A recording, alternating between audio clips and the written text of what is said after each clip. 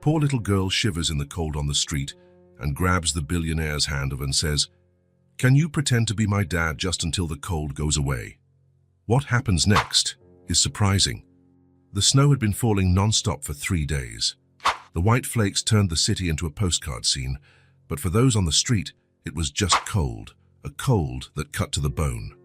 Emmett Miller left the office building at 6:15, as he did every day. Not a minute more, not a minute less. The watch on his wrist marked time with the same precision with which he lived his life. Step by step, minute by minute, everything calculated. The icy wind hit his face as soon as he passed through the revolving doors. Emmett adjusted his navy blue scarf and shoved his hands into the pockets of his black coat. 6 more blocks to the subway, then a 22-minute ride, and he would be home. Alone, as always. That's when he saw her. A small girl grabbed his hand. She must have been about 4 years old. She wore a coat far too thin for this weather, with dark stains on the sleeves. Her tangled brown hair fell over her eyes, and she was shivering so much it looked like she might break. Emmett slowed his pace. He looked around. Where were her parents? Who leaves a child alone in this weather, in this cold? The girl looked up at him with large, dark eyes, and something in that gaze made him stop completely. People hurried past, some casting sideways glances, but no one stopped. No one but him. "Are you lost?" Emmett asked, his voice coming out harsher than he intended. He didn't talk to children, ever. The girl didn't answer. She just reached out her tiny hand and held 2 of his fingers. Her fingers were purple from the cold. "Where's your mother?" "I don't know." Her voice was barely a whisper. "We sleep down there near the bridge. She went to get something and told me to wait, but..." Tears began to stream down her dirty face. "Your father?" She shook her head. "We need to call the police," he said, more to himself than to her. It was then that she squeezed his hand tighter and spoke, her voice as small as she was. "Can you pretend to be my dad just until the cold goes away?" Those words hit Emmett like a punch to the gut. He felt something break inside him, a wall perhaps, one of those he had spent years building around himself. "What's your name?" he asked, crouching down to her level. "Tess," she answered, her bottom lip trembling so much she could barely speak. "Tess," he repeated. The name was simple, short, like her. "How long have you been out here?" She shrugged. "A long time." "Are you hungry?" She nodded, rubbing her belly with her free hand. Emmett glanced at his watch. 6:22. His routine was broken. By now he should have been on the subway. His dinner, a frozen meal, was waiting for him at home. He never ate out on Mondays. But he looked at Tess, and something inside him, something he didn't even know existed, made the decision. "Let's get something to eat," he said, standing up and holding her hand more firmly. Tess smiled for the first time, and Emmett noticed her teeth were chattering from the cold. The diner on the next corner was warm and full of people. The yellow lights created a stark contrast with the whiteness outside.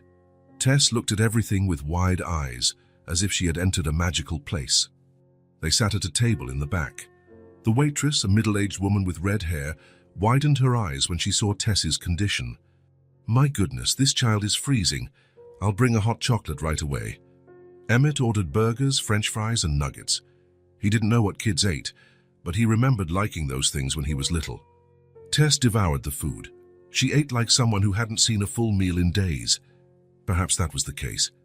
Emmett watched her, trying not to let the turmoil he felt inside show. "How long have you been alone?" he asked, choosing his words carefully. She counted on her fingers. 3 days, I think." Then she added, "Mommy said she was going to get food and would be right back, but she didn't come back." Emmett felt a cold anger rise within him. Who would abandon a child like this? "Where did you sleep these nights?" "On the street." She took a big sip of her chocolate. "Under that bench near the bridge, but it was so cold." Her eyes filled with tears. "I tried to find Mommy, but I got lost." The questions piled up in Emmett's mind. He should call the police, social services, someone who knew how to handle this. But the idea of handing Tess over to strangers, in her current state, bothered him more than it should. When they finished eating, he made a decision he never thought he would make. "Let's buy you some clothes," he said. "That coat isn't keeping out the cold."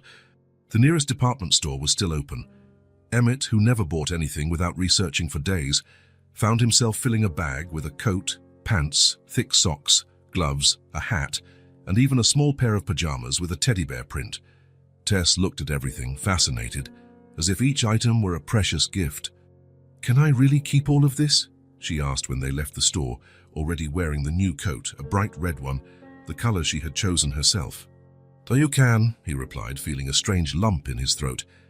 It was almost 8 o'clock when they reached the subway station. The snow was letting up, but the cold was still intense.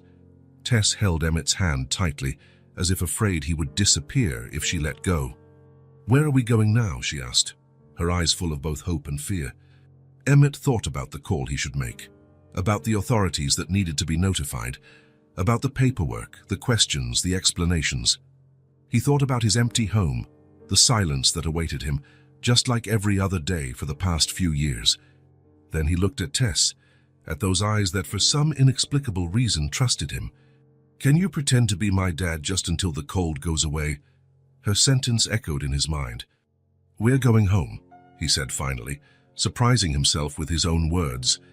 And as they entered the subway car with Tess holding his hand, Emmett had the strange feeling that that sentence, those simple words spoken by a desperate child, had just changed everything in his life.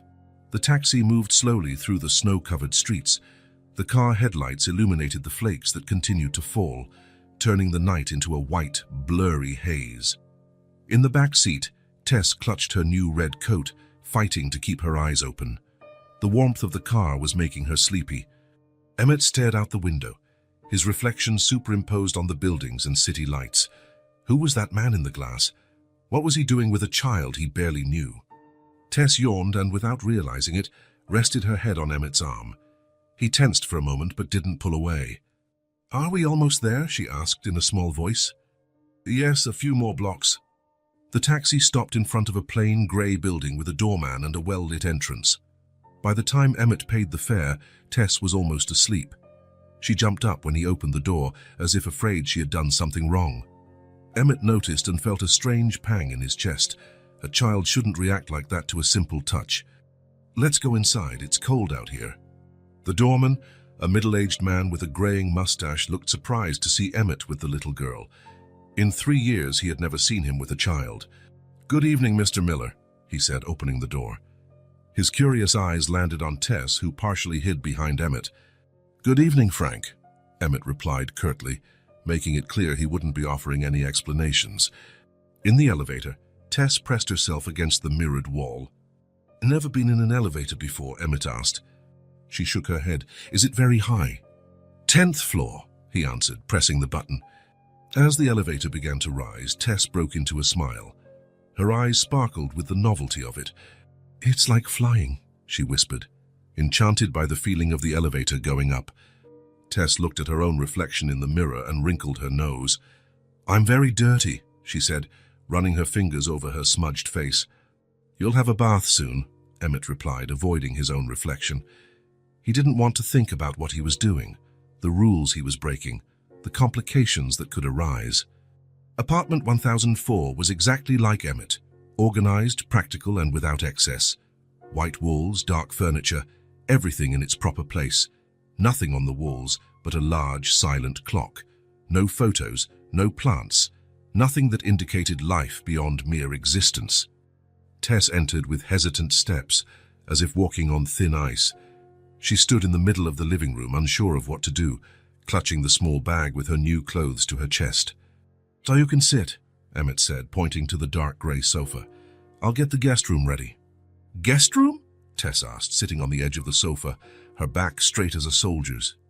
"Yes, for you to sleep in, just for tonight," he added quickly. "Tomorrow morning we'll sort this out." Sort this out? As if it were a math problem or a poorly drafted contract, Emmett knew he should call the police right now. It was the correct procedure. But something was stopping him. Just for tonight, he thought. Tomorrow he would do things the right way. Tess nodded, asking no more questions, as if she were used to not questioning what adults decided for her. The guest room was rarely used. It had only a single bed, a nightstand, and a small closet. Emmett quickly changed the sheets, dusted, and opened the window to air it out. Snow flurried in for a moment before he closed it again. The room was simple, but clean and warm, a luxury for someone who slept on the street. He returned to the living room where Tess was still sitting exactly as he had left her. She looked around with restrained curiosity, as if afraid to touch anything and break it. "Oh, you must want to take a bath," he said, noticing the dirt on her cheeks and hands. "A bath?" Her eyes widened as if it were a magic word. "Yes, with hot water. Come on, I'll show you the bathroom." In the hallway, they passed Emmett's bedroom door, which was slightly ajar. Tess peeked inside. "Do you have kids?" she asked suddenly. The question caught Emmett by surprise. He felt a tightness in his chest. "No." "Do you live alone?" "Yes." He opened the bathroom door. "Here, I'll show you how the shower works." It was a simple bathroom, but to Tess it looked like a palace. She touched the marble sink with her fingertips, as if it were something precious. "Is the water really hot?" Emmett turned on the shower. Steam soon began to rise. "See, hot." Tess smiled, a genuine smile that lit up her face. For a moment, Emmett saw what she would look like under normal circumstances, just a happy child. "Can you manage on your own?" he asked.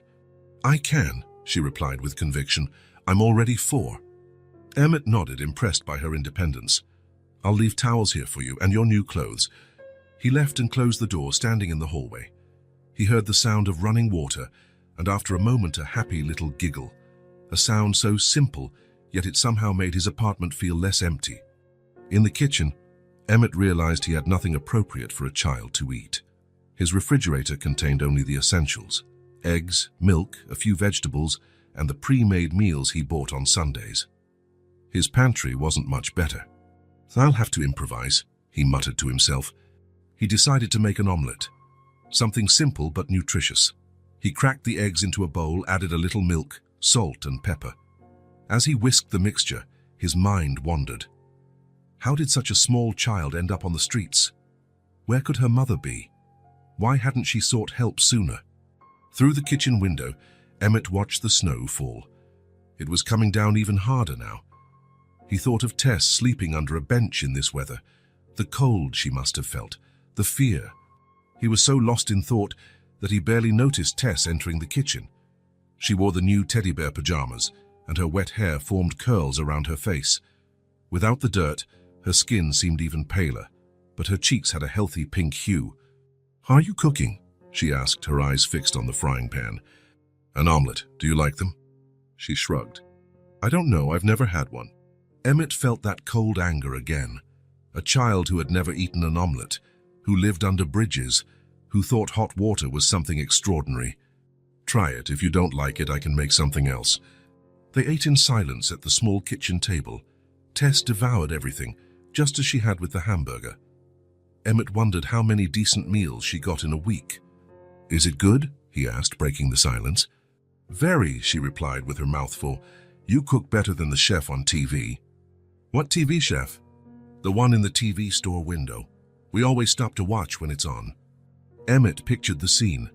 Tess and her mother standing on the sidewalk in front of a store, looking through the window to watch cooking shows, one of the few available forms of entertainment. "Does your mom like watching TV in the windows too?" he asked, trying to gather more information. Tess nodded, stuffing another piece of omelette into her mouth. "She likes the home shows, you know, the ones with pretty houses. She says one day we'll have a house like that." Her voice trailed off. "But then she gets sad afterward." Emmett wanted to ask more about the mother, but he saw the shadow of sadness in Tess's eyes and decided to change the subject. "Want more omelette?" "Can I really?" "Of course, there's plenty." He put more food on her plate, feeling a strange satisfaction in watching her eat with such gusto. When they finished, Emmett washed the dishes while Tess watched him, sitting on a chair with her legs dangling in the air. "You always do everything so neat," she commented. "What do you mean?" "Like tidy. My mom says I'm messy, but you're not. Everything stays in its place." Emmett didn't know what to say. It was true he had always been methodical, overly organized, according to some former colleagues, but hearing it from a 4-year-old was disconcerting. "Your house is pretty," Tess continued, looking around. "It looks like the ones in commercials, all clean." Emmett looked at his own apartment as if seeing it for the first time. It was organized, yes, clean, no doubt, but it was also cold, impersonal, lifeless. "It's time for bed," he said finally. "Come on, I'll show you your room." Tess hopped off the chair and followed him down the hall. In the guest room, she climbed onto the bed and sank into the soft mattress, letting out a sigh of pleasure. "It's like a cloud," she said, lying down and pulling the blanket up to her chin. Emmett stood in the doorway, not quite sure what to do. He had never put a child to bed before. "Do you need anything?" he asked awkwardly. Tess thought for a moment. "A story?" "A story." Emmett didn't have any children's books. In fact, he didn't have many books, period. "What kind of story?" "A bedtime one, with happy endings." She smiled, revealing a small gap where a baby tooth was missing. "Mommy always tells them, even when we're on the street." Emmett sat on the edge of the bed. "I'm not very good with stories," he admitted. "That's okay, it can be a tiny one." He thought for a second. "Once upon a time, there was a girl named Tess." "Like me," she exclaimed, her eyes shining. "Yes, and she was very brave. One day during a snowstorm, she met He hesitated. "A man named Emmett." "Like you?" "That's right. And he took her home where there was warm food and a soft bed." "And they lived happily ever after?" Tess asked, her eyes already heavy with sleep. Emmett swallowed hard. "We'll see," he said softly. "Now sleep." He stood up and went to the door, but before he could leave, Tess's sleepy voice reached him. "Emmett?" "Yes?" "Thank you for saving me from the cold." Something inside him tightened, a lump in his throat he couldn't swallow. "You're welcome, Tess. Good night." "Good night. Pretend, Dad," she murmured, already nearly asleep. Emmett closed the door carefully and stood in the hallway for a long time. Her words echoed in his mind. Pretend, Dad. Why did that affect him so much? He went to the living room and sat on the sofa. His routine was completely shattered. Normally at this hour he would be reviewing documents for the next day or watching the news before bed. Always the same things, in the same order, day after day. But today everything was different.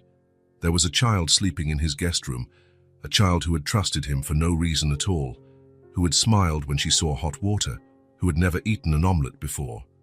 Outside, the snow seemed to be falling even harder, covering the city in a white, silent blanket. Emmett thought of all the people on the streets that night, people like Tess's mother, perhaps. Where could she be? Was she looking for her daughter? Or had she simply given up? Emmett took his phone out of his pocket. He should call the police. It was the correct procedure, the right thing to do, but his fingers wouldn't move to dial. The thought of handing Tess over to the authorities, of seeing her taken to some shelter or foster home, made his stomach churn. Just for tonight, he thought. Tomorrow he would decide what to do. Unable to sit still, Emmett got up and went to the door of the room where Tess was sleeping. He opened it carefully so as not to make a sound. The small lamp on the nightstand cast a soft light across the room. Tess was sleeping deeply, her face relaxed, one hand under her cheek, the other clutching the blanket. She looked so small in that bed, so light, so fragile. How could the world be so cruel to someone so innocent? Emmett felt a wave of protectiveness he had never experienced before, something primal and powerful. He wanted to keep this child safe, away from the cold, away from hunger, away from fear. The little teddy bear pajamas rose and fell with her peaceful breathing. Maybe for the first time in days or weeks, Tess was sleeping without fear, without cold, without hunger. The simple awareness of this made Emmett feel something he hadn't felt in a long time, a sense of purpose. But what would happen tomorrow? Calling the authorities was the right thing to do. They would find her mother, or at least a suitable place for Tess. A home, a family. Not a lonely man with no idea how to care for a child. "What am I doing?" he whispered to himself, watching Tess's peaceful sleep. The question went unanswered, hanging in the air like the snowflakes still falling outside. All Emmett knew was that, at least for tonight, Tess was safe, warm, fed. And for some reason he couldn't explain, that felt more important than anything he had ever done in his entire life. He closed the door carefully and went to his own room. He lay down, knowing sleep would be slow to come. For the first time in years, his apartment didn't feel empty. There was life in it, breathing softly in the next room. And as scary as it was, as much as it turned his life upside down, Emmett couldn't feel any regret. only a strange feeling that perhaps he was exactly where he was supposed to be. The snow had stopped, but the cold remained. 3 days had passed since Tess arrived. 3 days that turned into just one more day each morning when Emmett woke up and thought about calling the authorities. 3 days in which, somehow, he couldn't bring himself to make the call. He had gone back to work. There was no way to stay home. He had explained the situation to Tess in simple, direct words. "I have to work. Will you be okay by yourself? It's just for a few hours." Tess had nodded seriously, as if she perfectly understood the gravity of the situation. "I know how to be alone. I was with Mommy a lot." Before leaving, Emmett had left clear instructions. Don't open the door for anyone, don't touch the stove, don't go out on the balcony, call him in an emergency. He had programmed his cell number on the landline's speed dial. He left prepared food in the fridge, juice on the table, cookies within her reach. Throughout the day, he checked his phone every few minutes. Every hour, he made an excuse at work and called home. Tess always answered on the first ring, as if she had been waiting. "Everything okay there?" "Everything's okay, Emmett. Did you eat something?" "I ate the sandwich. It was good." "What are you doing?" "Playing." "Playing? With what?"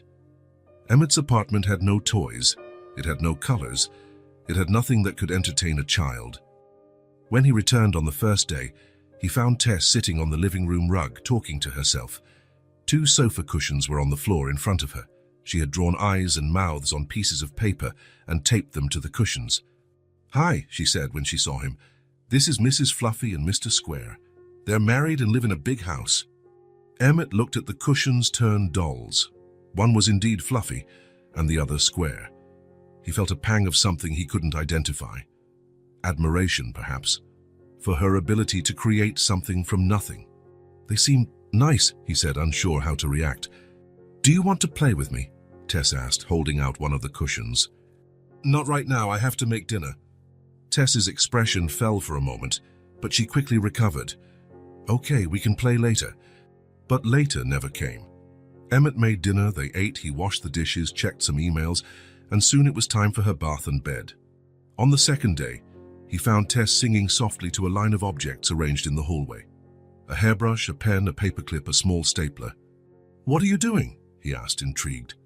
"It's the Friends Parade," she explained as if it were obvious. "The brush won because it has the prettiest hair." Emmett almost smiled. Almost. "Didn't you bring any toys from where you lived before?" Tess shook her head. "We didn't have much room to keep things, only what fit in the bags." Once again, that cold anger grew inside him.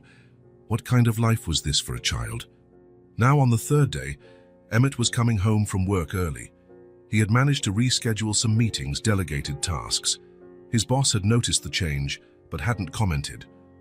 Emmett had always been so reliable, so predictable, that a small change in his routine didn't raise suspicions.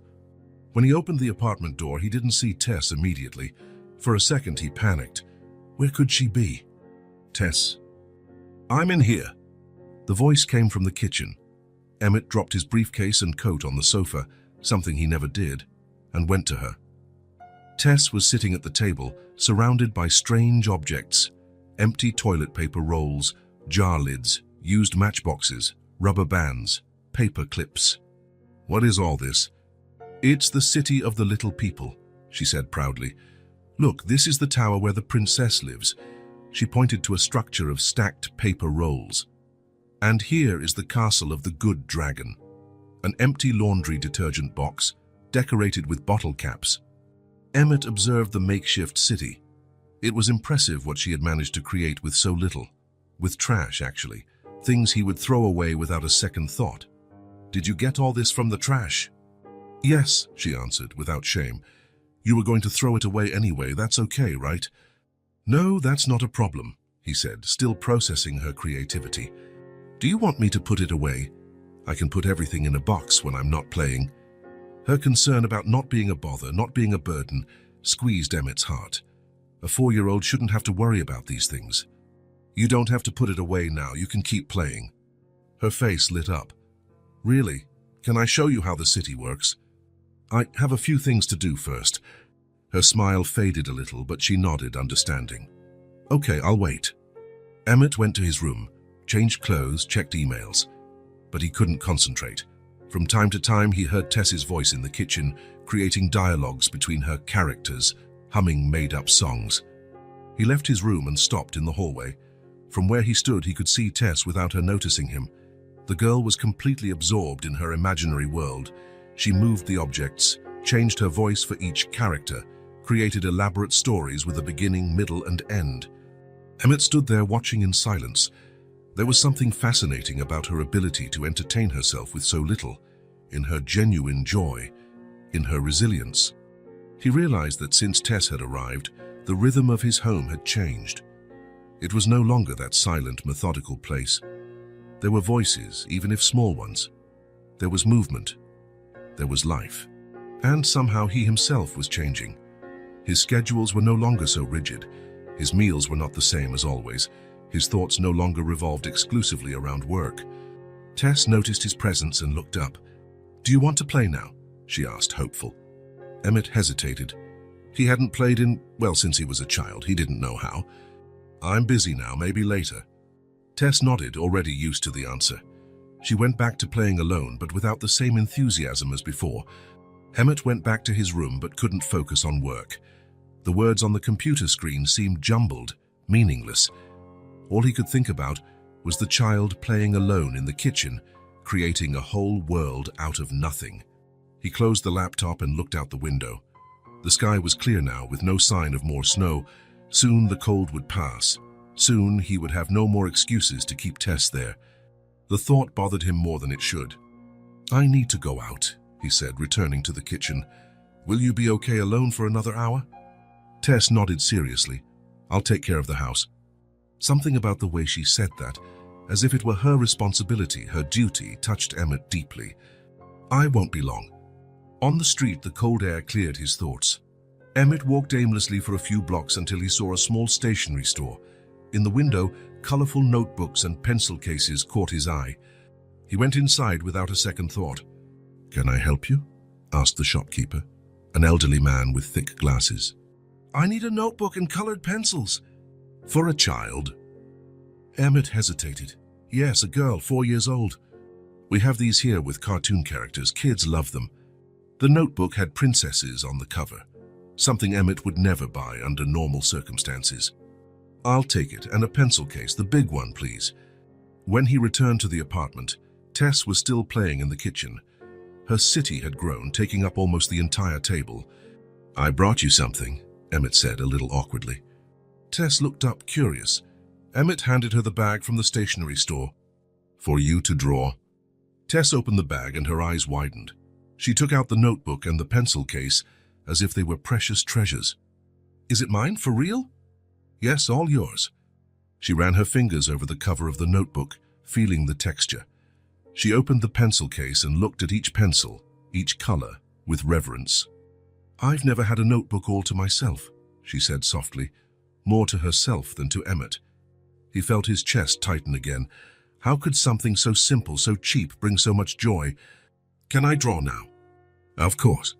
Tess pushed her city to a corner of the table, opened the notebook to the first page and began to choose her colors.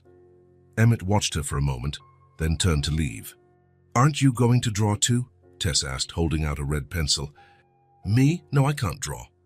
"Everyone can draw," she stated with conviction. "You just make lines and circles. I don't think I have a talent for it." "Please." She made a pleading face that somehow disarmed all of Emmett's defenses. "Just a quick drawing," he conceded, sitting down at the table. Tess smiled and tore a sheet from the notebook, pushing it towards him. "You can draw whatever you want." Emmett picked up a blue pencil and stared at the blank paper. What should he draw? He had no idea. He hadn't drawn since when? Elementary school, maybe? "Draw a house," Tess suggested, noticing his hesitation. "A house, right." He began to trace hesitant lines. A large square, a triangle on top for the roof, a rectangle for the door, small squares for the windows. It looked like a 5-year-old's drawing. "Now, people," Tess instructed, focused on her own drawing. Emmett added 2 stick figures next to the house, a big one and a small one. "Who are they?" Tess asked, peeking at his drawing. Emmett looked at the figures. He hadn't thought about it. "I don't know, just 2 people." "Do they have names?" "No." Everyone has a name, Tess insisted. Even my paper dolls have names. Emmett looked at the stick figures again. This is Tom and this is Sarah. And they live in this house. I guess so. And what do they do there? Emmett didn't know what to say. It was just a drawing, lifeless stick figures. They cook together and watch TV. And play? Sometimes. Are they happy? The question took Emmett by surprise. Happy? It was too deep a question for such a simple drawing. I hope so. Tess smiled, satisfied with the answer. She returned to her own drawing, her tongue sticking out the corner of her mouth as she worked diligently. Emmett looked at his childish drawing. It was really bad. The lines were crooked, the proportions were off, the people looked like aliens. He couldn't help but laugh at his own effort. Tess looked up, surprised. What are you laughing at? My drawing, it's terrible. She tilted her head, examining the paper. It's not terrible, it's different, it has personality. Personality? Where did you learn that word? The lady at the library said it, when we used to go there on cold days. Emmett imagined Tess and her mother seeking shelter in the library on the coldest days. At least it would be warm there, and there were books. Your drawing is good, Emmett, Tess insisted. You know how to play, you just forgot how. Her words, so simple and direct, struck Emmett like a bolt of lightning. You know how to play, you just forgot how. When did he forget? At what point in his adult life did he lose that ability to wonder, to create, to simply play? Want to see mine? Tess asked, holding out her drawing. It was an explosion of color. In the center, two figures, one tall and one small, holding hands. The small one was wearing something red, the new coat. The tall one was wearing something dark, like Emmett's suits. Around them were what looked like flowers, even though it was winter outside, and a big yellow sun shining in the corner of the page. It's us, Tess explained, at the park. When the snow melts and it gets warm again. Emmett swallowed hard. She had drawn the two of them together, in a future he knew wouldn't happen. A future where they would still be together, walking in the park when spring arrived. It's very beautiful, Tess. Can we go to the park when the snow is gone? She asked, hopeful. Emmett didn't know what to say. He couldn't promise something like that. He couldn't feed hopes he knew would be shattered. We'll see, was all he could manage. Tess seemed satisfied with the answer. She went back to a new drawing, humming softly as she worked. Emmett sat there at the kitchen table, watching the child who, with her small hands and infinite imagination, was slowly redrawing not just the blank paper in front of her, but his life as well. And for the first time in a long time, he allowed himself to imagine a different future. A future where perhaps there would be more drawings on the fridge, more cities made of trash on the kitchen table, more laughter echoing through the once empty rooms. A future where he, perhaps, would learn to play again. The weeks passed without Emmett even noticing. The just for tonight turned into a week, then two, and now almost a month had gone by since the night he found Tess shivering in the snow. Spring was beginning to show its first signs. The snow was slowly melting, revealing sidewalks and flower beds. The sun appeared earlier and stayed out longer, and without Emmett planning it, a new routine had formed in his life. Before, his days were like identical pages from the same book. Wake up at 6 a.m., black coffee and toast, suit and tie, work from 8 a.m. to 6 p.m., dinner alone, sleep at 10 p.m., repeat. Now every morning started differently. Pancakes! Tess would exclaim almost every day when Emmett entered the kitchen.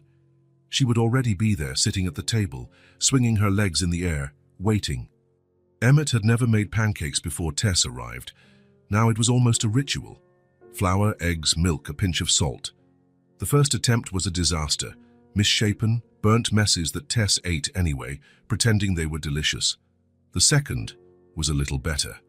By the third week, Emmett had mastered the technique.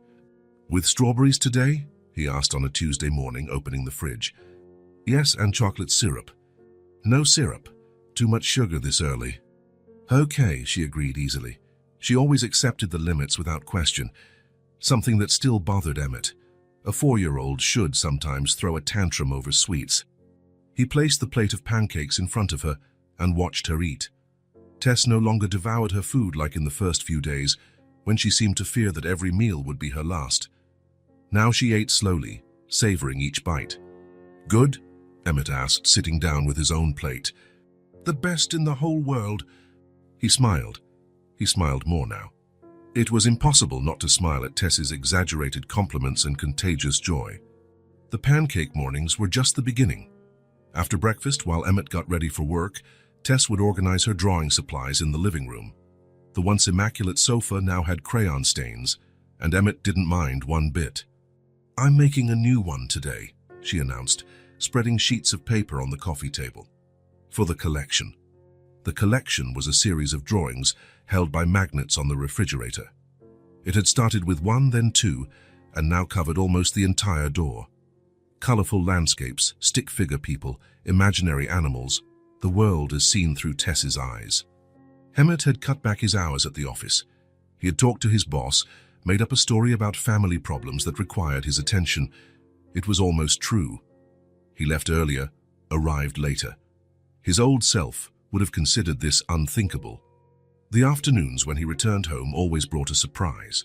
Sometimes Tess would be drawing. Other times she had turned the living room furniture into a fort, with sheets draped between the sofa and chairs.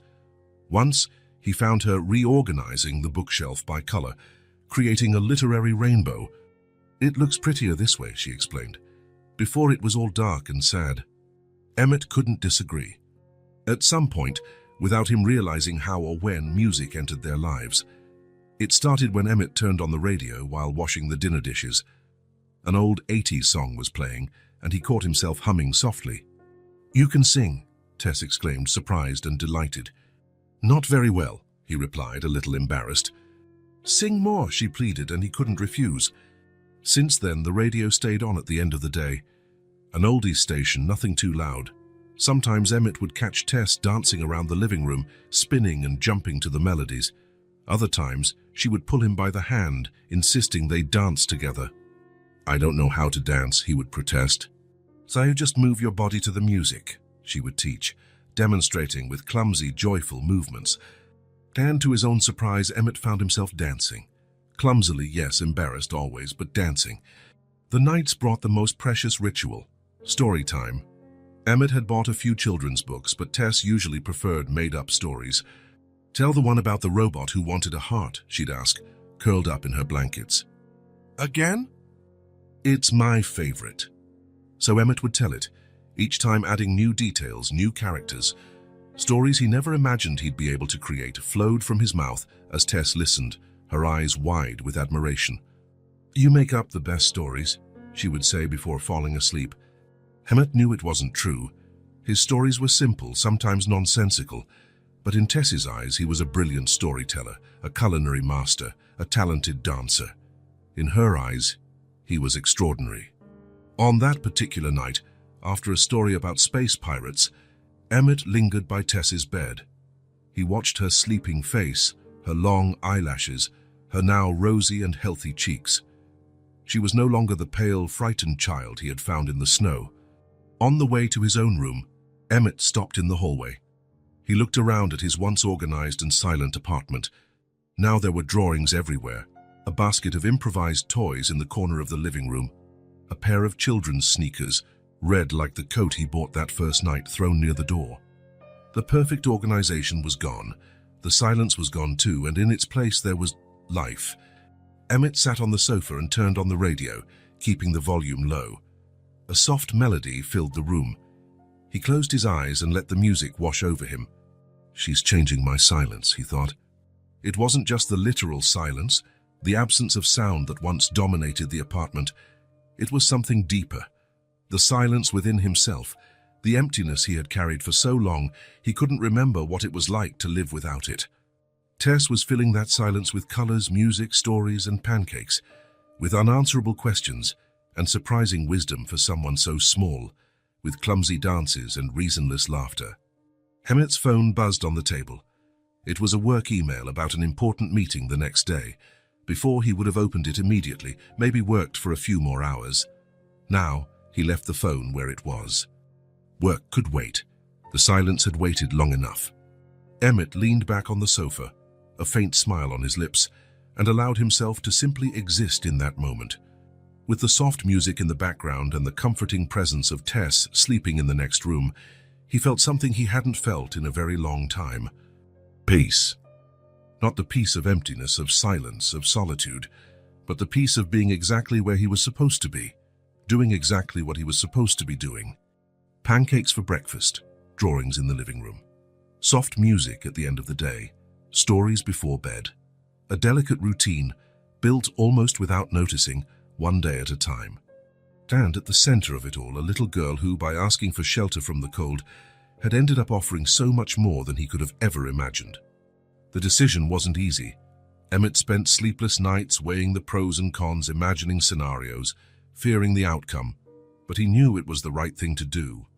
Tess needed her mother, and her mother, wherever she was probably desperately looking for her. That's what he told himself, although a small, selfish voice inside him wished they would never find her. On a rainy day in April, while Tess was drawing in the living room, Emmett made the call. Jordan and Associates, Private Investigations. How can I help you? My name is Emmett Miller. I need to find someone. Peter Jordan's office was downtown, in an old building with a noisy elevator. Emmett preferred to go alone, leaving Tess in the care of Mrs. Novak, a retired neighbor who had been charmed by the girl. The investigator was a man in his 50s, with graying temples and eyes that looked like they had seen it all. So, Mr. Miller, who are we looking for? Emmett took a deep breath. A woman named Maeve. I don't know her last name. She's the mother of a child who is with me. Peter Jordan showed no surprise. In his line of work, strange stories were routine. And how did this child end up with you? Emmett told him everything. The encounter in the snow, the decision to take Tess home, the days that turned into weeks, and now more than a month. I know I should have contacted the authorities, he admitted, but you got attached to the girl, Jordan completed with no judgment in his voice. Yes. And now you want to find the mother. I need to know if she's okay, if she's looking for Tess, and if she's capable of taking care of her. The investigator jotted down some notes. What do you know about this Maeve? It was so little. Tess was only 4 and her descriptions were vague and childlike. Hair like mine, but longer, she had said when Emmett asked, and eyes the color of the sky, and a pretty smile even when she's sad. I know they were living on the streets, Emmett explained to Jordan, probably for a few months, maybe longer. Tess mentioned they frequented the central library on very cold days, and they used to sleep near the Riverside Bridge. Anything else? Any places they frequented, people they knew? Emmett thought about his conversations with Tess. She mentioned a TV store where they would stop to watch cooking and home decorating shows, and a shelter where they stayed a few times, but I don't know which one. It wasn't much, but it was a start. I'll need a more detailed description, and it would be good to have a photo of the girl. Sometimes people remember a child more easily. Emmett hesitated. Tess had become such an intimate part of his life that the idea of showing her picture to strangers bothered him. It's just to help with the search, Jordan assured him, sensing his hesitation. Complete discretion, as we agreed. I'll email it later today. On the way home, the rain had stopped. The sky was beginning to clear, and Emmett felt a weight on his shoulders. He had done the right thing, he knew that. So why did he feel so distressed? Mrs. Novak opened the door with a smile. How did everything go? She asked softly. Fine. Thank you for staying with her. It was a pleasure. We made cookies. The living room was spotless, with no sign of the usual mess. Tess came running from the kitchen, an improvised apron still tied around her waist. Emmett, we made chocolate chip cookies. Do you want one? I made a special one for you with extra chocolate. He smiled, the anguish momentarily forgotten. Of course I do. Mrs. Novak said goodbye, refusing the money Emmett tried to give her. Having a child in the house again was payment enough, she said. Feel free to bring Tess over whenever you need. When they were alone, Tess dragged Emmett to the kitchen, where a tray of cookies was cooling on the counter. This one's yours, she said, pointing to a larger, more irregular cookie than the others. I put 3 chocolate chips in it. Emmett bit into the still warm cookie and made a sound of approval. It's delicious. I knew it, Tess celebrated, grabbing one for herself. Mrs. Novak said you'd like it. She said I have a talent for baking. She's right. They sat at the kitchen table, eating cookies and drinking milk. Emmett watched Tess, noticing how different she looked from the scared child he'd met on that snowy night. Her cheeks were fuller, her eyes brighter, her smile easier. What did you do today? she asked, licking chocolate from her fingers. Emmett hesitated. He didn't want to lie, but he also didn't know how to explain. I took care of some work things. It wasn't exactly a lie. He had stopped by the office before going to the investigator. Are you going to work again tomorrow? Just in the morning. In the afternoon we can go to the park if it doesn't rain. Tess's face lit up. Really? To the real park? Really, for real. She jumped from her chair and hugged him, something she did more often now. Emmett no longer tensed up when it happened. On the contrary, he returned the hug, feeling a comforting warmth in his chest. The following days brought an even closer routine between them. It was as if, knowing deep down that their time together might be limited, they both clung to every moment. They went to the park where Tess ran, swung and slid until she was exhausted. They visited the zoo on a sunny Sunday, and she was amazed by every animal. They had a picnic by the lake, and Emmett taught her how to skip stones on the water. On each of these occasions, he discreetly took pictures. To remember, he told himself, but he also sent some to Peter Jordan, who continued his search. I'm following a few leads, the investigator informed him in a brief call. There's a woman who matches the description. She was seen at the St. Clair's shelter about a month ago. I'm checking it out. Emmett thanked him and hung up, feeling his stomach sink. This was what he wanted, wasn't it? To find Maeve, to reunite mother and daughter, to do the right thing. So why did the news of a possible whereabouts leave him so shaken? The next evening, as they were making dinner together, spaghetti with tomato sauce, Tess's new specialty, it happened. She was carefully stirring the sauce, the tip of her tongue sticking out in concentration, when the spoon slipped, splattering red sauce on the stove. Dad, look at this, she began, turning to him. Then she stopped, her eyes wide. I mean, Emmett. Time seemed to freeze. Dad, she had called him Dad. Tess looked mortified, as if she had made a terrible mistake. Sorry, she mumbled. I didn't... Emmett walked over and grabbed a cloth to clean up the spilled sauce. It's okay, he said softly. Accidents happen. She looked at him, unsure if he was referring to the sauce or the dad. I'm not mad, he assured her. They finished making dinner in silence, but it wasn't an uncomfortable silence. It was filled with something unsaid but felt. Later, after putting Tess to bed and telling the usual story, Emmett sat in the living room with a cup of tea. The word echoed in his mind. Dad, so simple, so small, and yet so powerful. He had never imagined being a father. He had never felt that something was missing in his organized, lonely life. But now, after hearing that word from Tess's mouth, even if by mistake, something had changed inside him. He picked up his phone and looked at the latest message from Peter Jordan. Possible location. We'll call tomorrow with details. Emmett closed his eyes. Tomorrow, perhaps everything would change again. Maybe Maeve would be found. Maybe Tess would go back to her real family. Maybe the word Dad would never be directed at him again. But that night, in that moment, he kept it with him, like a treasure, like a gift he didn't deserve but had received nonetheless. Dad. Of all the words he had ever heard in his life, none had ever sounded so sweet. The call came on a Sunday morning. Emmett was in the kitchen making pancakes while Tess set the table, placing the silverware with exaggerated care, her tongue sticking out in concentration. And we have news, Peter Jordan said on the other end of the line. We found Maeve. Emmett's world seemed to stop. He turned his back so Tess wouldn't see his expression. Where? He asked quietly. At the St. Vincent's shelter. She's been there for 3 days. Before that, from what I've gathered, she was between hospitals and the streets. Jordan paused. She's not well, Mr. Miller. Emmett closed his eyes for a moment. What's wrong with her? Pneumonia, apparently. She refused hospitalization, but she's weak. And it seems there are other issues. The people at the shelter said she's been asking for a child, a little girl. Does she know her daughter is with me? No, I thought it would be best if you told her yourself.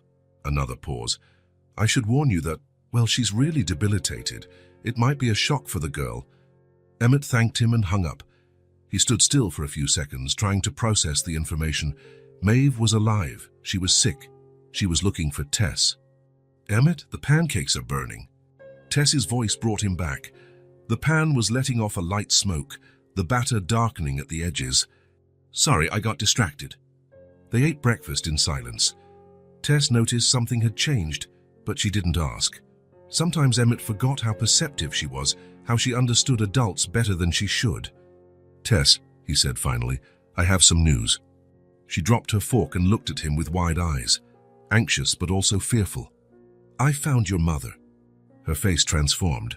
A mix of joy, fear, and confusion passed over her features in seconds. "Mommy?" she whispered, as if the word were magic and could make Maeve appear right there. "Yes, she's at a place called St. Vincent's Shelter. It's a place for people who need help." "Is she okay?"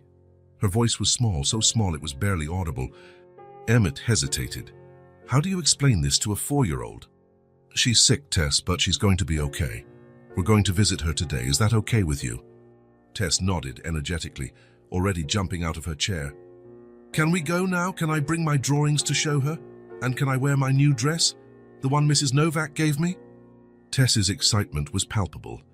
She ran around the apartment, grabbing drawings, telling her improvised dolls that she was going to see her mum, changing her clothes 3 times until she decided which one Maeve would like best. Emmett watched her, his heart heavy. What would happen after this meeting? Would Maeve recover and take Tess away? Or would she be unable to care for her daughter? Both scenarios scared him, for different reasons. St. Vincent's Shelter was in an old church building, renovated to serve the homeless. When they arrived, a middle-aged woman with a social worker's name tag greeted them. "Mr. Miller, I'm Claire Winters. We spoke on the phone." Emmett nodded, holding Tess's hand firmly. "This is Tess," he said, "Maeve's daughter." The social worker crouched down to Tess's level. "Hello, Tess. Your mum is going to be so happy to see you. She's been talking about you a lot." Tess partially hid behind Emmett, suddenly shy. "How is she?" Emmett asked. Claire hesitated, glancing at Tess. "Let's talk as we walk," she suggested.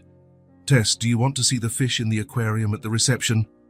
While Tess was distracted by the aquarium, Claire spoke softly. "Maeve has pneumonia, as we informed you. She refused to go to the hospital several times, but we managed to get her on antibiotics. She's weak, malnourished, and there are other problems." "What kind of problems?" Claire sighed. "We don't have an official diagnosis, but we suspect untreated mental health issues. She has episodes of confusion, sometimes paranoia. Other times, she's extremely lucid and articulate." Emmett processed the information slowly. "Does she have family, anyone who can help?" "As far as we know, no. She doesn't talk much about her past, but she's mentioned her daughter constantly since she arrived. She was desperate, thinking something terrible had happened to the girl." She abandoned Tess," Emmett said, feeling the old anger return. "She left her alone in the snow." Claire shook her head. "From what we've been able to piece together, Maeve went out to get medicine for her daughter, who had a fever. There was a sudden snowstorm, she got disoriented and ended up passing out. When she woke up, she was in a hospital, and she spent days trying to find her daughter, but in her confused state." Emmett's anger dissolved a little. It hadn't been abandonment. It had been a tragedy, a series of unfortunate events. "Does she know I'm with Tess?" "We told her her daughter was safe with a good person, but we didn't give details.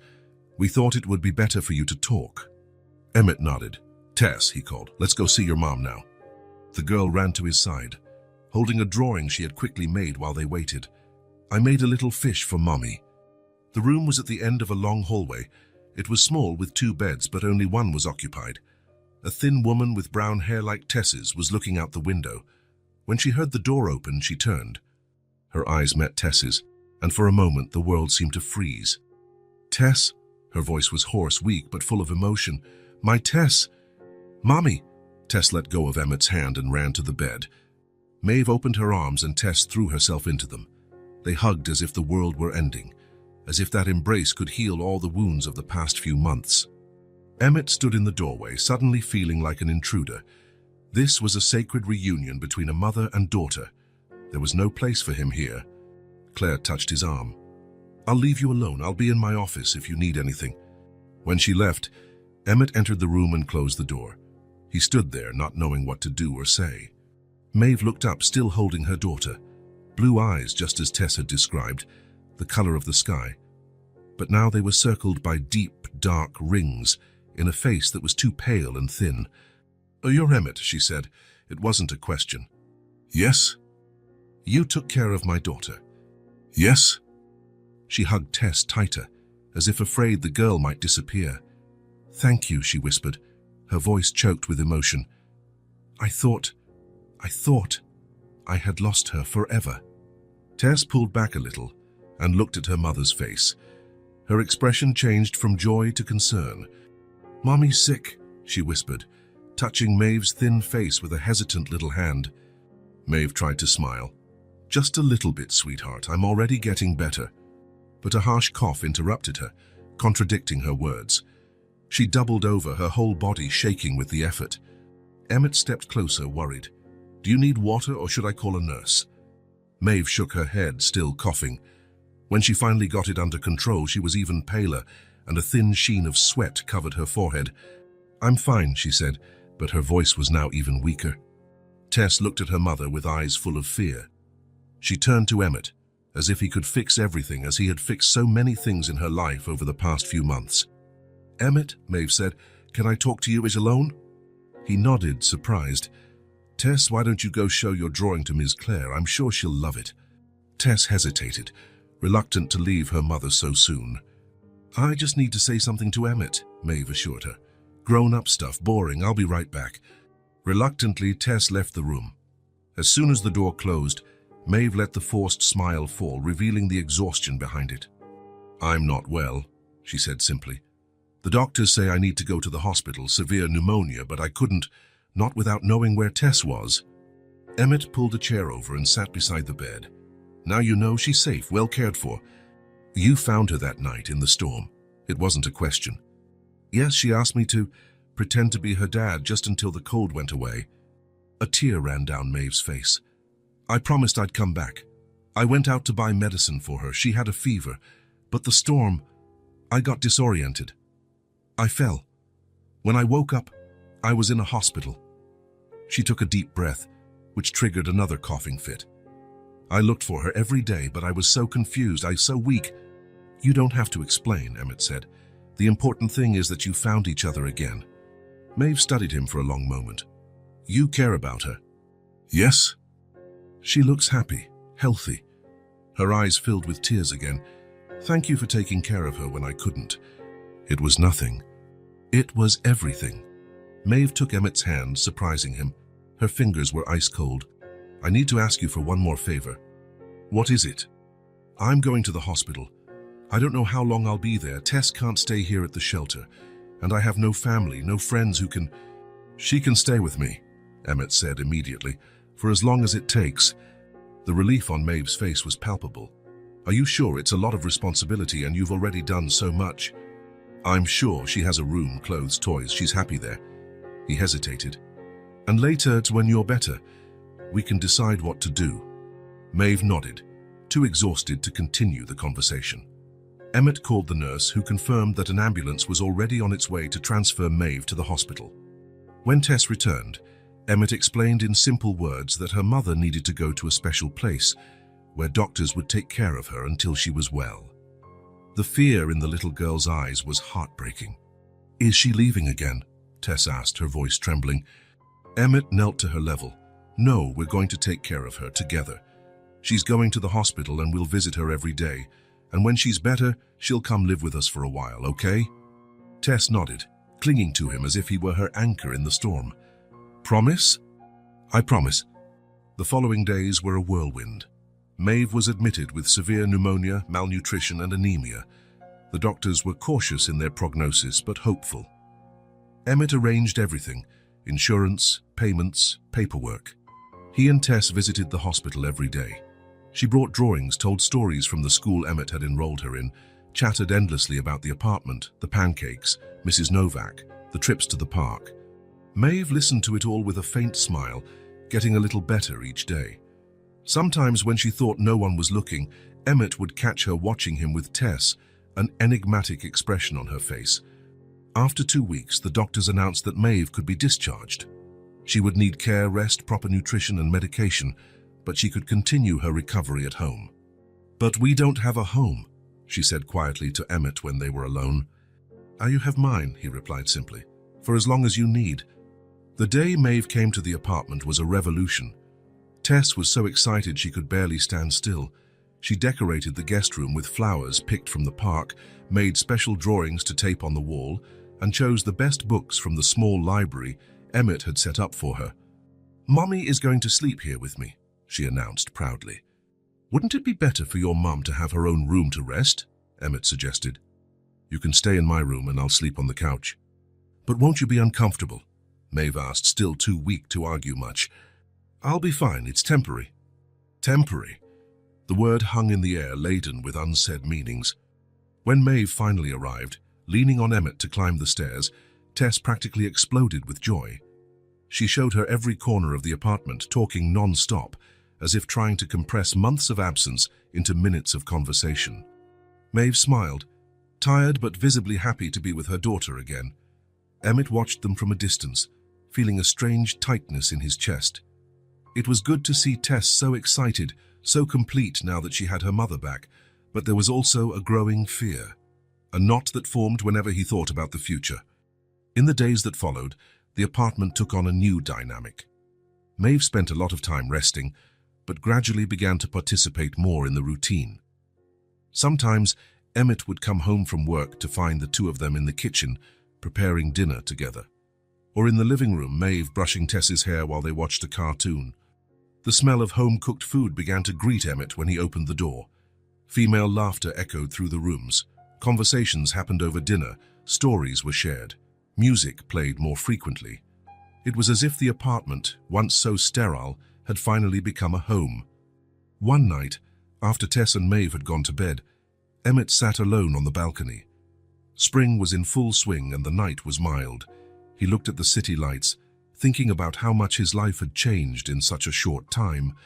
He remembered the silence that once filled every corner of that apartment.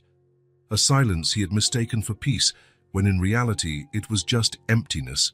An emptiness he didn't even know existed, until Tess, and now Maeve, had filled it. But along with this realization came fear. One day, perhaps soon, they would leave. Maeve would fully recover her health, find a job, a place to live with her daughter, and he would return to his silence, to his emptiness. Only now, knowing what he had lost, it would be so much worse. The thought scared him more than anything he had ever faced. He was so absorbed in these reflections that he didn't hear the balcony door open. "It's a beautiful night," Maeve said, joining him. She looked better, her cheeks starting to regain their color, her eyes brighter. "Yes, it is," he replied, surprised by the company. They stood in silence for a moment, looking at the city.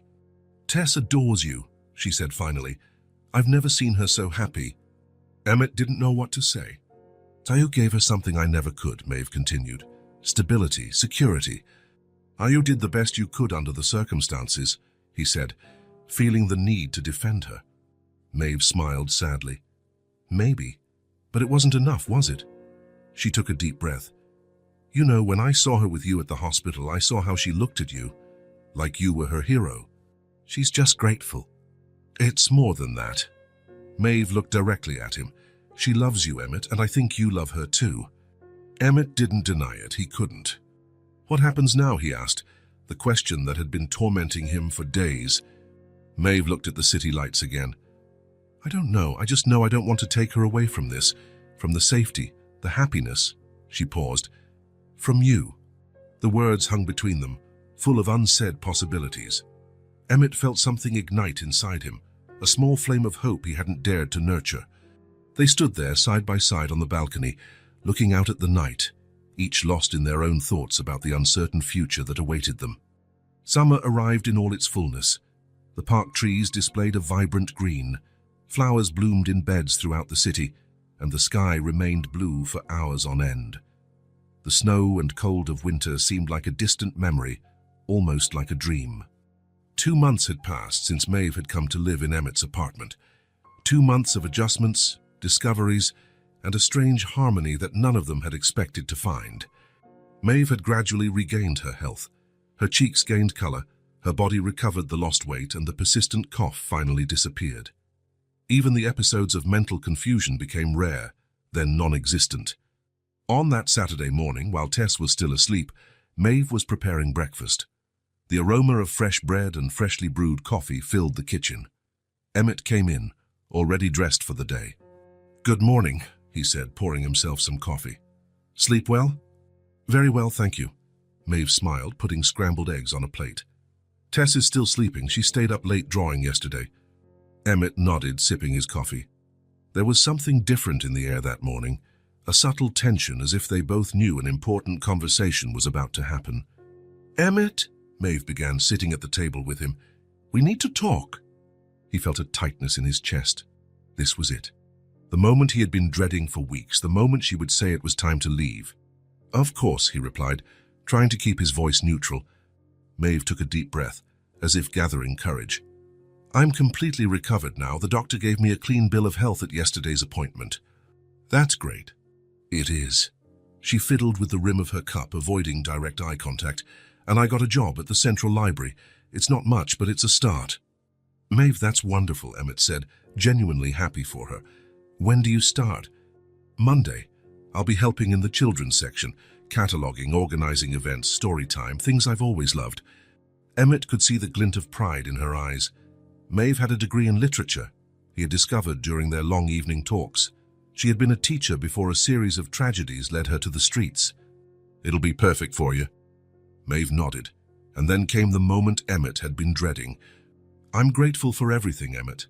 For taking care of Tess, for taking me in, for everything." She finally raised her eyes to meet his. "But we've been a burden long enough. You have your own life, sir. We can't keep imposing." The words hit Emmett like a punch to the gut, even though he had been expecting them. The "sir" especially stung. It was as if she was deliberately creating distance between them after weeks of close cohabitation. "You're not a burden," he said, but the words sounded inadequate, insufficient. "That's very kind of you to say. But we know it's true. Your apartment wasn't made for 3 people. Your life wasn't planned to include a woman and a 4-year-old child." Emmett put his cup down on the table, trying to organize his thoughts. What could he say? How could he explain that the idea of returning to his old life, organized, predictable, empty, terrified him? "Where would you go?" he asked, trying to buy time. "There's a transitional shelter for families on the east side. We can stay there until I can save enough money for a small place."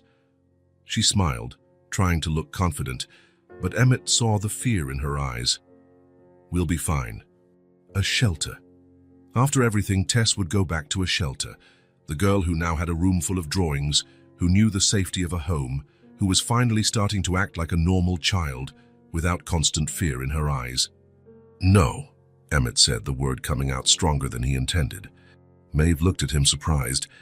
"Having Tess by my side was the best thing that ever happened to me," he continued, the words flowing now straight from the heart. "I care for her very much. I want to help you both." Maeve's eyes filled with tears. "Emmett, before you arrived, my life was empty. I didn't realize it, but it was just work, routine, silence." He paused, searching for the right words. "Now there are pancakes in the morning, and drawings on the fridge, and bedtime stories, and laughter, so much laughter." A tear streamed down Maeve's face, but she didn't wipe it away. "I'm not ready to give that up," Emmett admitted. "I'm not ready to say goodbye." The silence that followed felt charged with electricity. Maeve looked at him as if she was seeing him for the first time, really seeing him. "What are you suggesting?" she finally asked, her voice low. Emmett hadn't planned this. He didn't have a prepared speech or a formal proposal, but when he spoke, he knew it was exactly what he wanted. "I could find a place for you, a place nearby, help until you're stable." The words came quickly now. "Tess could stay in the school where I enrolled her. You'd have your own space, your independence, but we wouldn't have to separate completely." Maeve studied him for a long moment, as if trying to decipher a complex puzzle. "Why?" she asked simply. "Why would you do this for us?" It was the question Emmett had been asking himself for weeks. Why did he care so much? Why did the thought of them leaving terrify him? "Because you're both important to me," he said finally. "Because when Tess calls me Dad by mistake, or when you and I talk late into the night about books, or when the 3 of us go out for ice cream in the park, that's when I feel truly alive." More tears streamed down Maeve's face, but now she was smiling. "Emmett Miller," she said softly, "you have the most generous heart I have ever known. Before Emmett could respond, they heard small, hurried footsteps. "Good morning." Tess burst into the kitchen, her hair disheveled and pajamas wrinkled. She stopped when she saw Maeve's tears. "Mommy, why are you crying? Are you sick again?" "No, sweetie," Maeve reassured her, wiping her tears. "These are happy tears." "Why?" Maeve looked at Emmett, and something silent was communicated between them. An understanding, a promise. "Because," she said, pulling Tess onto her lap, "Emmett had a wonderful idea. He's going to help us find a house of our own, right near here." Tess's eyes widened. "A real house just for us?" "Yes, just for us." "And Emmett?" "He'll still live here in his apartment." Tess's face fell visibly. "But we'll still see him, right?" "Every day if you want," Emmett assured her. "I'll always be close by." Tess's expression lit up again. "Promise." "I promise." The search for a house began that very day. Emmett had already researched a few options, anticipating this moment would come. 3 blocks from his apartment, there was a small house for rent. 2 bedrooms, a living room, a kitchen, a tiny backyard, but big enough for some flowers or maybe a swing. When they went to see it, Tess ran from room to room, enchanted. "Can I have my own room with purple walls?" "Purple?" Emmett asked, surprised. "It's my favorite color of the week," Tess explained seriously. "Last week it was yellow." Maeve laughed, the musical sound filling the empty house. "We'll see about the purple walls." Emmett signed the lease the next day. When Maeve protested, saying she would pay as soon as she could, he was firm. "Consider it a loan if you prefer, or a gift. But don't worry about it right now." The following days were a whirlwind of activity. Emmett, Maeve, and Tess visited second-hand furniture stores, thrift shops, and clearance sales. Each piece was chosen carefully, thinking not only of its utility, but also how it would match the rest. "This sofa," Maeve would say, running her hand over the dark green fabric, "matches the curtains we saw yesterday. And we can put colorful pillows on it," Tess would add, always thinking of adding color to everything. Emmett watched the two of them, feeling a strange mix of joy and melancholy. He was helping them build a home he wouldn't officially be a part of. But then Maeve would turn to him. "What do you think, Emmett? It would look good in the living room, wouldn't it? And there's enough space for the 3 of us to watch movies together." The 3 of us, the words warmed him inside. As the house took shape, a silent routine also grew between them. Plans were made naturally without them needing to discuss it. "On Sunday we'll have lunch at the new house," Maeve would suggest, "to celebrate. And then we can go to the movies," Emmett would add. "There's that new animated film." "And ice cream after," Tess would complete, as if it were obvious they would spend the whole day together. Moving day finally arrived. There wasn't much to take, just the clothes, books, and toys they had accumulated over the last few months. Emmett helped carry the boxes, assemble the furniture, and organize each room. By the time they hung the last picture, a framed drawing by Tess showing 3 figures holding hands under a big yellow sun, it was already evening. "It's perfect," Maeve said, looking around the small living room. The green sofa, the floral curtains, the coffee table that Emmett had sanded and varnished. Nothing matched perfectly, and yet everything seemed to be exactly where it should be. "There's just one thing missing," Tess said, running to her backpack. She pulled out an object wrapped in colored paper, a housewarming present. It was a simple picture frame, made of cardboard and decorated with pasta-painted gold. A school project. Inside, a photo of the 3 of them at the park, taken a few weeks earlier. Tess in the center, Maeve and Emmett on either side, all smiling at the camera. "To put on the coffee table," Tess explained, "so that Emmett is always here too." Maeve hugged her daughter, her eyes shining with emotion. "It's perfect, sweetheart." Emmett felt a lump in his throat. It was an increasingly familiar feeling, this knot of emotion that arose when he realized how much Tess had included him in her life, in her heart.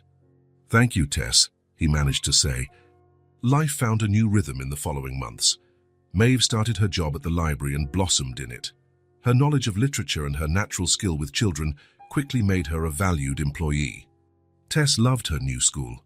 She made friends, learned to read simple words, and brought home a multitude of art projects that soon decorated the walls of her purple room. Emmett continued his work at the office, but something had changed. He didn't stay late for no reason. He didn't bring work home on weekends. He no longer lived for work. Work was just one part of his life now. The other part, the most important part, was the dinners at Maeve and Tess's house 3 times a week. The Sunday outings, the movie nights with popcorn, the visits to the zoo, the museum, the beach, the bedtime stories he still told Tess, even though he had to leave afterward now. On one of those nights, after putting Tess to bed, Emmett and Maeve sat on the back porch. The small yard had been transformed. Maeve had planted colorful flowers along the edges and a small herb garden in a corner. Emmett had installed a simple swing for Tess under the only tree. "She's so happy," Maeve commented, watching the crescent moon in the sky. "I've never seen her like this before, so secure, so confident." "You seem happy too," Emmett observed. Maeve smiled. "I am. For the first time in a long time, I feel like we're really okay, that we have a future." She turned to him. "Thanks to you. It wasn't just because of me. But without you, none of this would be possible." She paused. "Do you know what Tess asked me yesterday?" "What?" "Why you don't live with us, why you have to go home every night." Emmett felt his heart race. "And what did you answer?" "The truth, that you have your own home, that we're friends." "Friends?" The word felt simultaneously appropriate and insufficient. "And she accepted that?" Maeve laughed softly. "Actually, she said you should at least stay for breakfast, since you make the best pancakes." Emmett laughed too. "The best pancakes, huh?" She's not wrong. The silence that followed was comfortable, full of unsaid possibilities. "You know," Emmett said finally, "it's been 8 months since that night in the snow." 8 months, Maeve repeated thoughtfully. "It feels both much longer and much shorter at the same time." "Yes." They sat side by side, looking at the small garden, at the swing moving gently in the night breeze, at the moon that illuminated everything with its silver light. They didn't talk about the future that night. There was no need. Somehow, without needing to define or name it, they had become a family.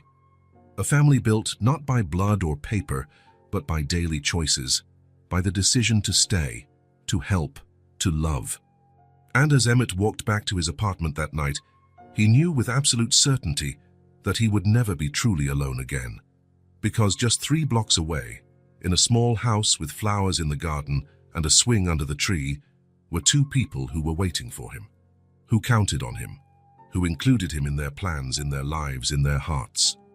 And that, he realized, was all he could ever wish for. Autumn painted the park trees in shades of red, orange, and gold. The sky was a perfect blue without a single cloud, and the sun shone softly, offering warmth without being overwhelming. An ideal day for a picnic. Emmett spread the checkered blanket on the grass, while Maeve arranged the food they had prepared together that morning. Sandwiches, fruit, homemade cookies, and apple juice, Tess's favorite. The little girl ran across the lawn, chasing a butterfly, her brown hair flying in the wind. She was different from the scared child Emmett had found almost a year ago. Taller, stronger, her eyes bright with joy and confidence. "Tess, come eat," Maeve called, setting out the disposable plates. The girl came running, her cheeks flushed with excitement. "I have a surprise," she announced, opening the small backpack she was carrying. "I made it at school yesterday, but I haven't shown anyone yet." She took out a carefully folded piece of paper.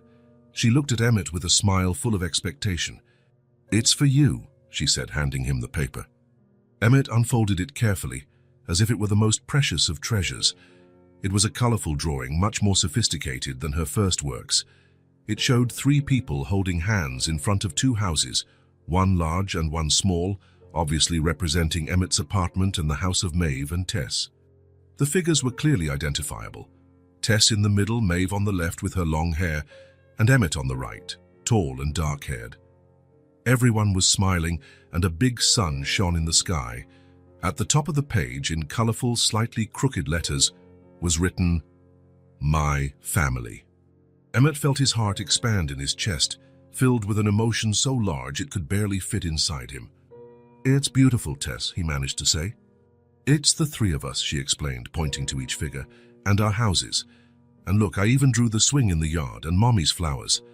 "You captured every detail," Emmett said, admiring the care with which she had represented their intertwined lives. "The teacher asked us to draw our family," Tess continued.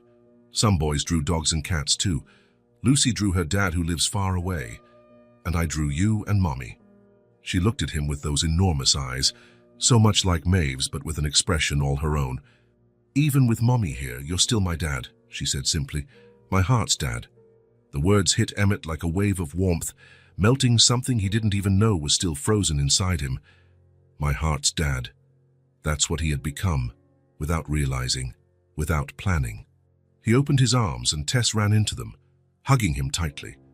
Emmett closed his eyes, smelling the scent of baby shampoo in her hair, the smallness of her body against his, the absolute trust with which she gave herself to the hug.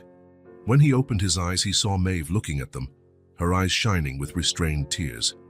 There was something in her gaze, a mix of gratitude, tenderness, and something more, something that had been growing between them over the past few months. Tess pulled away from the hug and grabbed a sandwich, biting into it with gusto, oblivious to the profound moment she had just created. Emmett folded the drawing carefully and placed it in his shirt pocket, close to his heart. Maeve came over and sat beside him, their shoulders touched lightly. "She's right, you know," Maeve said softly. "You're her father in every way that matters." She reached out and took Emmett's hand, a simple but meaningful gesture. "Thank you for staying," she continued, her voice low, just for him to hear. "You changed our lives, and you let yours change too." Emmett laced his fingers through hers, feeling the warmth of her skin, the lightness of her touch. "You both taught me how to truly live," he replied. "To feel, to play, to love."